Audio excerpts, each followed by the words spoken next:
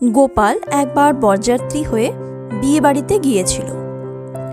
কনেপক্ষের একজন বয়স্ক রসিক ব্যক্তি গোপালের সঙ্গে রসিকতা করার উদ্দেশ্যে বললে, এই যে গোপাল, তুমিও দেখছি বরযাত্রী হয়ে এসেছো। জানো তো, আমাদের এখানে অনেক বাঁদর আছে। এখানে বাঁদরদের ভীষণ অত্যাচার।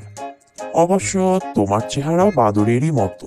বাঁদরদের মধ্যখানে তোমাকে মানাবে ভালো। কি বলো? বাঁদর যদি ইতিপূর্বে কেউ না দেখে থাকে, এ যাত্রায় বাঁদর দেখাও হয়ে যাবে। গোপাল তখন কনেপক্ষের সেই ভদ্রলোককে বলল, মশাই, এর আগে আমি ঢের বাঁদর দেখেছি, কিন্তু আপনার মতন এমন অসভ্য বাঁদর কোথাও কোনোদিন দেখিনি। এবার ভদ্রলোক মুখের মাপ মতো জবাব পেয়ে একেবারে চুপ।